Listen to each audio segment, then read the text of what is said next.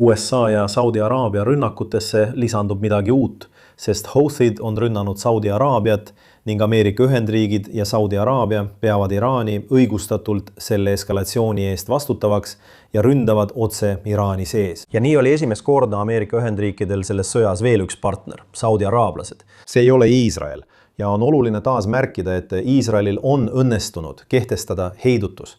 Kui näidata sellist jõudu, nagu Iisrael selles sõjas näitas, siis Iraan ei taha praegu Iisraeli vastu võidelda. Peaminister Netanyahu on seda öelnud. Ta ütles, et kui me läheme tagasi võitlema, siis te ei saa seda, mida saite eelmisel korral.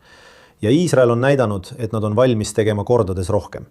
Nii et näete, et Iraan on valmis Ameerika Ühendriikide presidenti proovile panema. Me oleme siin ühes ja samas nõiaringis. Teate, räägitakse üha sellest, kuidas president pärast algse relvarahu väljakuulutamist lihtsalt pealt vaatab, kuidas iraanlased ei täida oma kohustusi relvarahu kokkuleppe alusel. Ei luba vaba laevaliiklust Hormuzi väinas. Ja siis ütleb president Trump, et olgu, seekord me sekkume ja teeme seda täie jõuga.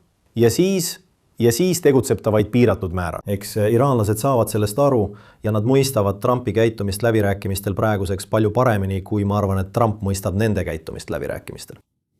Ja nad tahavad selles tsüklis jätkata, sest nad arvavad, et see alandab presidenti. Ja suurel määral ma arvan, et see nii ongi. Kas see tähendab nüüd, et Ameerika Ühendriikide president ei kaota mingil hetkel kannatust? Ma usun, et mingil hetkel president kaotab kannatuse, mis tähendab, et ulatusliku operatsiooni juurde naasmine on vältimatu.